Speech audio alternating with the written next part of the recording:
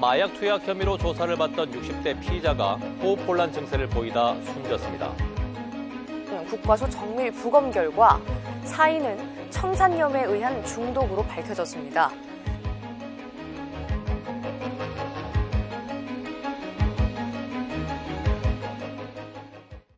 경찰에서 조사를 받던 피의자가 독극물을 삼킨 뒤 숨졌다. 이건 영화나 드라마에서 보던 일 같은데 이거 실제로 이런 일이 있었다는 이야기다, 그죠? 그렇습니다. 이 앞서 보신 영화의 장면과 똑같은지는 수사를 통해서 그 결과를 봐야지 알겠습니다만 그와 유사한 사건이 이 부산 경찰청에서 지난 18일에 있었습니다. 네. 자, 어떤 일이 있었는지 좀 더 구체적으로 한번 들어볼까요? 이 지난달 초에 이 60대 남성이 이 베트남에서 마약을 투약하고 있다라는 이제 제보가 들어왔고요. 그리고 지난달 18일 날 인천국제공항에 이 경찰이 급파가 되어서 이 남성을 현장에서 검거를 합니다. 그렇네요. 네, 그리고 그 현장에서 이제 간이시약 검사를 한 결과 이 마약을 투약했다는 사실을 확인을 하고 이 부산 경찰청 국제범죄수사대에 남성을 긴급 호송을 했습니다. 그리고 나서 이 부산 경찰청에 도착한 남성이 이 저녁에 식사를 하고 경찰청 내 구내식당에서 식사를 했네요. 네, 그렇습니다. 식사를 하고 나서 아내와 3분 정도 통화를 한 다음에 갑자기 쓰러졌습니다. 당시 그 남성이 좀 가슴이 답답하다 이런 통증을 호소를 했다고요. 그리고 또 숨을 제대로 쉴 수 없었다고 합니다. 그 출동한 119 구조대에 따르면 이 남성의 혈압은 조금 높은 상태였고 호흡은 좀 낮은 상태였는데 일단 응급처치를 하고 병원으로 이제 호송을 해서 치료를 받았는데 결국 치료 도중에 그 사망을 했습니다.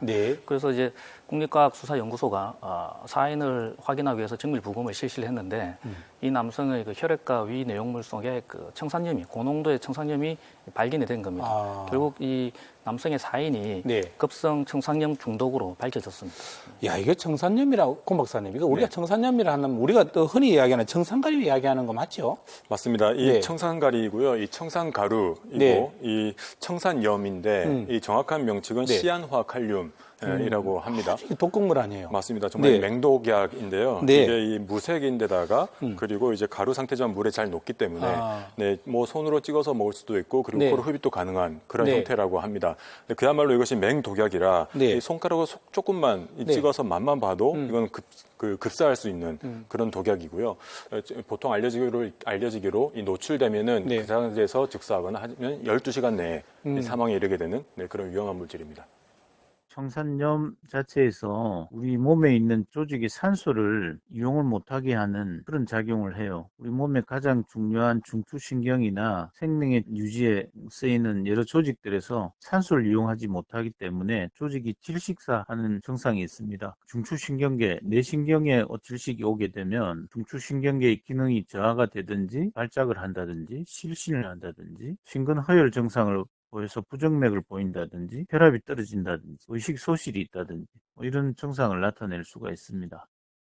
이게 흔히들 청산염, 청산가리 여러 사람이 먹어봤지만 누구도 맛이 어떤지는 말하지 못한다. 왜냐하면 다 죽었기 때문에 이런 농담 아닌 농담도 있었는데 말이죠. 이거 그러면 누가 언제 마약 용의자에게 이거 먹였다는 건가요? 아니면 본인이 몰래 갖고 있다가 먹었다는 건가요? 이거? 현재 조사 상태로는 원래부터 이 남성이 가지고 있었던 걸로 그렇게 파악하고 있습니다. 일단 추정 그렇게 되네요. 현재는. 그렇습니다. 원래 이 경찰이 피의자를 검거할 때는 이 소지품을 모두 압수하게 되어 있는데 그러니까요. 이 남성은 약 10년 전부터 이 우울증 그리고 공황장애로 관련된 이 약을 처방받아서 그거를 투약을 하고 있었기 때문에 복용을 하고 있었기 때문에 이제 이 청산염까지는 이 압수를 하지 않았던 것으로. 약 속에 섞여 있을 수도 있다. 그렇게 볼 수 있습니다. 이런 주장이네요. 맞습니다. 보통 지병으로 복용적인 약은 그냥 놔두기도 하니까는 그죠. 청산염을 받더라도 그냥 일반 약이려니 이렇게 생각했을 수도 있다는 말이네요, 변호사님. 근데 이유가 어찌되었든 간에 사실 수사 중에 피의자가 사망한 사건이거든요. 그렇기 때문에 경찰이 그 피의자에 대한 관리가 좀 부실했다 이런 부분에 대한 비난이나 또 지적은 좀 피할 수가 없을 것 같습니다. 특히 문제가 되는 것은 이 남성이 그 청산염을 언제부터 가지고 있었는지 그리고 또 어떻게 복용했는지 이 부분에 대해서 전혀 지금 알 길이 없다는 것인데요. 결국 그 인천에서 부산까지 이 남성을 호송했던 경찰관 그리고 이 수사에 참가했던 경찰관을 대상으로 지금 감찰이 이루어지고 있습니다. 일단 경찰 입장에서는 이 남성의 사망 경위에 대해서 그리고 청산염 소지 경위에 대해서 다각도로 조사를 하겠다 그런 입장인 것 같습니다. 이거 청산염을 먹고 숨졌다는 그리고 경찰청 내에서 숨졌다는 사실이 뭐 충격적이지 않을 수가 없습니다. 만약 이거 청산염을 이 남성이 갖고 있었던 거라고 우리가 가정을 해보면 이거 어디서 구했을까요? 앞서 말씀드린 바와 같이 네. 상당한 맹독약이기 때문에 이거는 손에 구하기가 어려운 것이 상식적입니다. 그러니까요. 그럼에도 불구하고 최근에는 일반인들조차 이것을 손쉽게 구할 수 있다고 하는데요. 아, 그래요? 네, 한번 전문가에게 한 말씀 들어보겠습니다. 시아나칼륨은 독극물이기 때문에 정부에서 엄격하게 관리를 하고 있습니다. 학교 실험실이라든지 화공약품 업체 등 화학약품 취급자에게만 판매가 가능하고 일반인은 구입을 할 수가 없습니다. 하지만 인터넷에 청산가리를 검색해보면 불법으로 판매하는 사이트가 매우 많습니다. 살인 목적으로 쓸 수도 있지만 주로 자살과 관련이 많습니다.